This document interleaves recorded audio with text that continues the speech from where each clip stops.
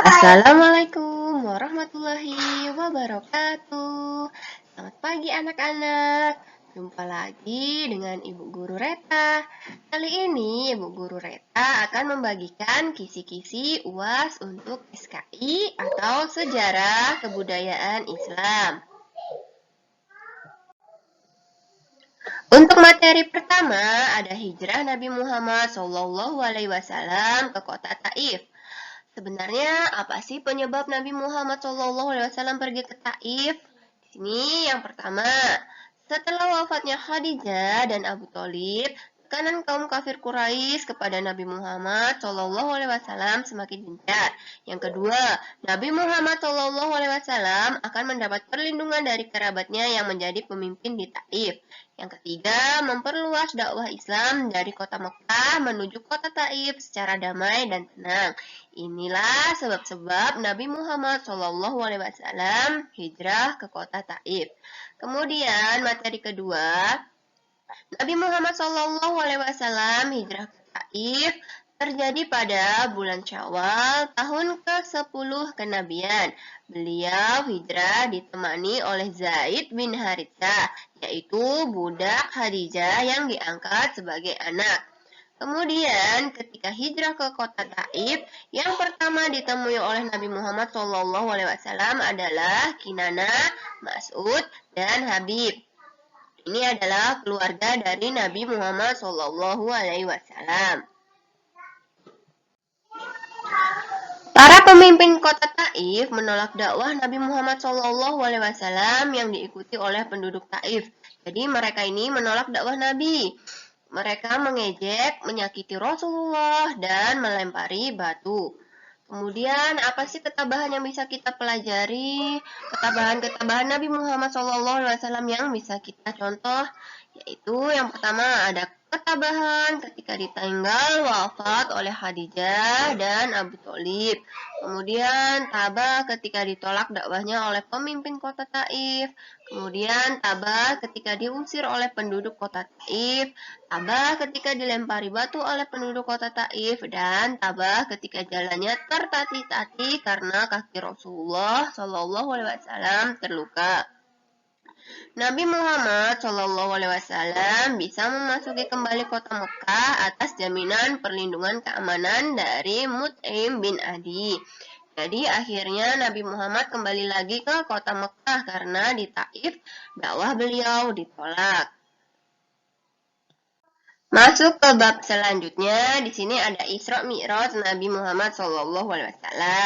Peristiwa Isra Mi'raj dilatar belakangi semakin meningkatnya hambatan dan gangguan yang dialami oleh Nabi Muhammad SAW dalam mendakwahkan agama Islam di kota Mekah. Kaum kafir Quraisy bertambah ancamannya kepada Rasulullah SAW ketika istri dan paman beliau Khadijah dan Abu Thalib meninggal dunia. Kemudian Isra Mi'raj sendiri adalah perjalanan Nabi Muhammad SAW di malam hari dari Masjidil Haram ke Masjidil Aqsa. Peristiwa ini yang disebut Isra ya. Jadi Isra Mi'raj itu ada dua peristiwa. Yang pertama Isra dan yang kedua Mi'raj. Yang pertama Isra yaitu perjalanan Nabi Muhammad dari Masjidil Haram ke Masjidil Aqsa. Kemudian dilanjutkan dari Masjidil Aqsa, kemudian naik ke langit sampai Sidratul Muntaha, itu adalah peristiwa Mi'raj. Jadi nanti dibedakan ya, Isra itu apa, Mi'raj itu apa. Peristiwa Isra Mi'raj dapat kita temukan dalam Quran Surat Al-Isra ayat ke-1. Dan peristiwa Isra Mi'raj ini terjadi pada tanggal 27 Rajab tahun 621 Masehi. Dalam peristiwa Isra Mi'raj, umat Islam mendapat perintah untuk apa? Untuk sholat fardu 5 kali dalam sehari semalam. Kejadian-kejadian dalam peristiwa Isra Mi'raj yang pertama, Nabi Muhammad SAW melihat wajah-wajah malaikat penjaga neraka. Wajahnya sangat menakutkan dan tidak pernah tersenyum. Kemudian Nabi Muhammad diperlihatkan orang yang membawa daging yang baik dan di sebelahnya ada daging yang busuk. Daging yang baiknya dibuang, yang busuk malah diambil. Itu menggambarkan apa? Menggambarkan orang yang suka berbuat zina di dunianya. Jadi di neraka dia dapat hukumannya begitu. Ambil daging yang buruk, ambil daging yang busuk, sedangkan daging yang baik malah dibuang. Kemudian yang ketiga, Nabi Muhammad diperlihatkan orang yang memotong lidahnya sendiri. Ini adalah gambaran orang yang suka berbohong dan selalu memperbincangkan keburukan orang lain. Ini untuk anak-anak, jangan sampai suka berbohong atau ghibah, membicarakan keburukan orang lain. Itu tidak boleh, karena apa? Nanti di neraka hukumannya lidahnya dipotong sendiri. Kemudian tumbuh, potong lagi. Dan yang terakhir, Nabi Muhammad diperlihatkan orang yang memiliki perut yang sangat besar. Untuk orang-orang yang perutnya yang besar ini adalah hukuman bagi orang-orang yang ketika hidup di dunia itu selalu memakan riba. Apa itu riba? Riba itu kalau hutang kemudian dikasih bunganya banyak-banyak, dikasih bunganya sangat banyak, itu namanya riba. Kemudian orang yang pertama kali membenarkan peristiwa Isra Mi'raj adalah Abu Bakar, sehingga sahabat Nabi Abu Bakar ini mendapat gelar As-Siddiq yang artinya membenarkan. Semua orang kaum kafir Quraisy itu tidak percaya bahwa Nabi Muhammad mengalami peristiwa Isra Mi'raj. Bahkan mereka menuduh bahwa Rasulullah menyebarkan berita bohong. Hanya satu orang yang pertama kali percaya, yaitu Abu Bakar tadi itu, sahabat Nabi, sehingga gelarnya menjadi Abu Bakar As-Siddiq. Hikmahnya apa? Yang pertama, kita harus meyakini bahwa apapun yang Allah sudah kehendaki itu pasti terjadi, karena Allah Maha Kuasa atas segala sesuatu. Yang kedua, kita wajib taat kepada Allah dan Rasulnya. Jangan taat kepada Allah saja, kemudian tidak taat kepada Rasulnya. Itu tidak boleh. Jadi harus taat kepada Allah, juga taat kepada Rasulnya. Ketaatan kita harus dibuktikan dengan apa? Dengan ibadah, terutama ibadah sholat. Kemudian ketiga, kita harus mencintai dan bangga kepada Nabi Muhammad, karena beliau bukan hanya Nabi untuk umat Islam saja, tapi beliau juga pemimpin umat seluruh dunia. Yang keempat, kita harus membuktikan bahwa besarnya Islam itu bukan karena kekuasaan, tapi karena Islam yang penuh kelembutan, kasih sayang, dan suri tauladan. Bab selanjutnya yaitu masyarakat Yastrib sebelum hijrah Nabi Muhammad SAW. Keadaan masyarakat Yastrib ini bagaimana ya sebelum hijrahnya Nabi? Yang pertama, untuk kepercayaan masyarakat Yastrib sendiri sebelum hijrahnya Nabi Muhammad adalah ada 3 agamanya yang mereka percayai. Ada agama Yahudi yang bersumber dari ajaran Nabi Musa.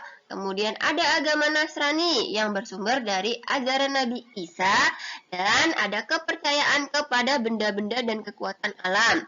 Mereka meyakini bahwa benda-benda tersebut menurut keyakinannya memiliki kekuatan yang bisa mempengaruhi kehidupan manusia. Jadi cuma 3 ya agamanya sebelum Nabi Muhammad hijrah. Ada Yahudi, ajaran Nabi Musa, agama Nasrani, ajaran Nabi Isa, dan kepercayaan kepada benda-benda dan kekuatan alam. Kepercayaan animisme ataupun dinamisme itu yang C. Kemudian yang kedua, kondisi sosial masyarakat Yastrib sebelum hijrah, yaitu yang pertama, jadi masyarakatnya itu terdiri dari bangsa Arab Yaman yang terdiri dari suku Aus dan suku Khazraj. Ini suku-suku bangsa Arab Yaman ini selalu berselisih. Perselisihannya itu dikarenakan masalah ekonomi, kemudian ada masalah diadu domba oleh suku Yahudi. Kemudian suku Yahudi yang menganggap dirinya paling hebat. Ini adalah masyarakat-masyarakat yang tinggal di kota Yastrib. Kemudian kondisi ekonomi masyarakat Yastribnya bagaimana?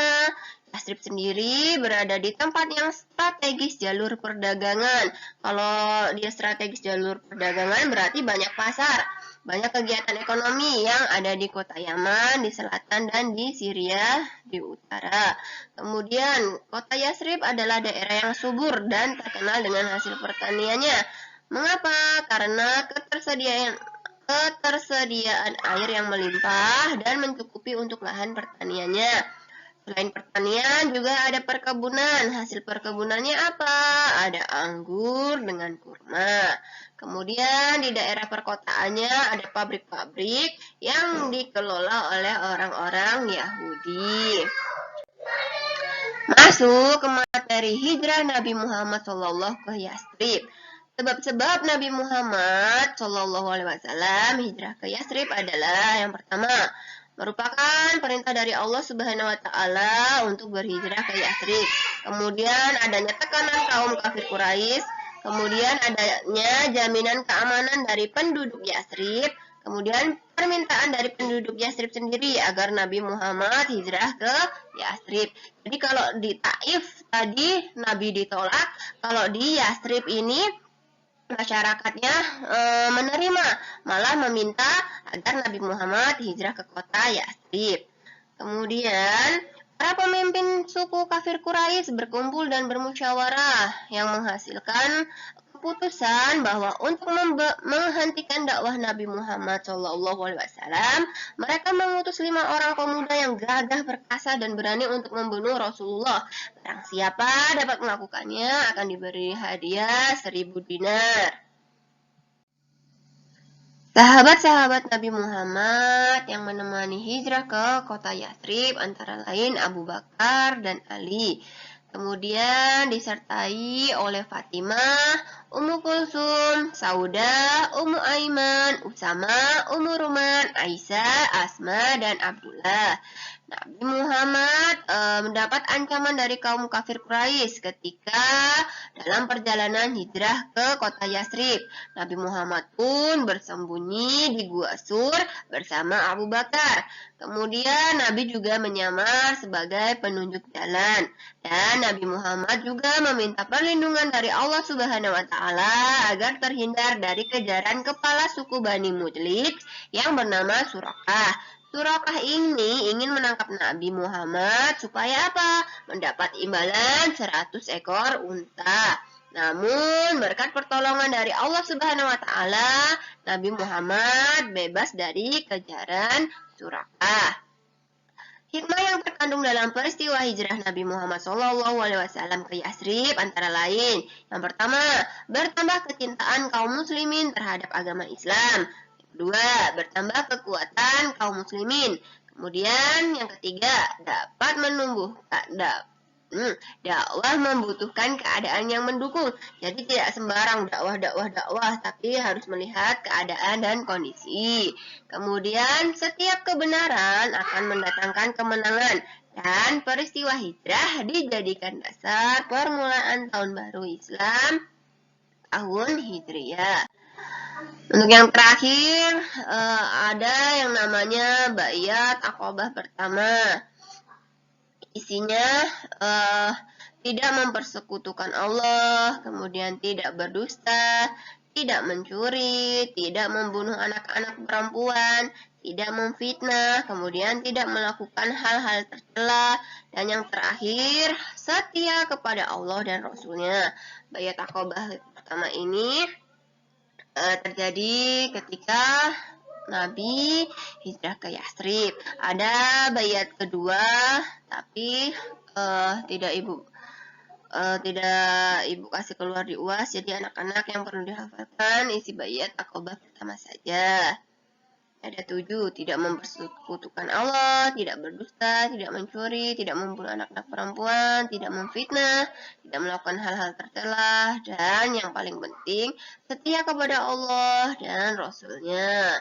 Demikian materi SKI, dipelajari betul-betul, semoga lulus semua. Ibu akhiri, wassalamualaikum warahmatullahi wabarakatuh.